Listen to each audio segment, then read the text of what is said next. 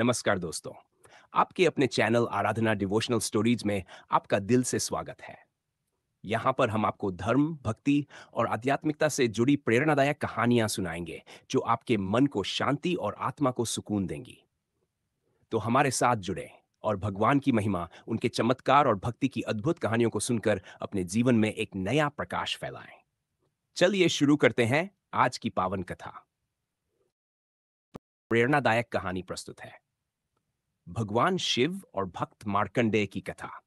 बहुत समय पहले मृकंडु ऋषि और उनकी पत्नी मुरुदमती को कोई संतान नहीं थी। वे दोनों संतान प्राप्ति के लिए भगवान शिव की घोर तपस्या करने लगे। उनकी भक्ति से प्रसन्न होकर भगवान शिव प्रकट हुए और उनसे वर मांगने को कहा। मृकंडु ऋषि ने भगवान शिव से एक पुत्र प्राप्ति का वरदान मांगा। भगवान शिव ने कहा, तुम्हें दो विकल्प दिए जा रहे हैं।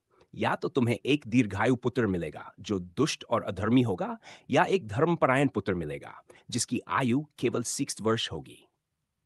ईशी और उनकी पत्नी ने दूसरा विकल्प चुना और भगवान शिव ने उन्हें एक धर्मपरायण पुत्र का वरदान दिया। कुछ समय बाद उनके यहाँ मार्कंडेय नामक पुत्र का जन्म हुआ। मार्कंडेय बाल्यावस्था से ही अत्यंत बुद्धिमान और शिव भक्त थे। उन्होंने वेदों का अध्ययन किया और बहुत ही कम उम्र में एक महान तपस्वी बन गए। हालांकि मृकंडु ऋषि को यह चिंता सताने लगी कि उनके पुत्र की आयु केवल 60 वर्ष तक ही सीमित है। जब मार्कंडेय ही 60 वर्ष के हो गए, तब यमराज उनके प्राण लेने आए। परंतु मार्कंडेय भगवान शिव के अन्य भक्त थे और उन्होंने भगवान शिव की पूजा करते हुए शिवलिंग को गले लगा लिया। यमराज ने अपने पाश से मार्कंडेय को पकड़ने की कोशिश की, लेकिन पाश शिवलिंग के चारों ओर पड़ गया। इससे भगवान शिव प्रकट हुए और क्रोधित होकर यमराज को चेतावनी दी, जो भी मेरे भक्त की भक्ति में बाधा डालेगा, उसे मैं कभी क्षमा नहीं करूंगा।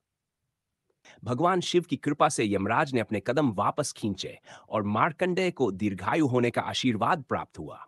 इस प्रकार भगवान शिव ने अपने भक्त की भक्ति का सम्मान करते हुए उसकी मृत्यु को टाल दिया। कथा से सीख। यह कथा हमें सिखाती है कि सच्ची भक्ति और श्रद्धा के बल पर भगवान शिव अपने भक्तों की रक्षा करते हैं। शिव भक्ति में अद्भुत शक्ति होती है और भगवान शिव अपने भक्तों की हर कठिनाई में सहायता करते हैं, चाहे वह मृत्यु जैसी विकट परिस्थिति ही क्यों न हो।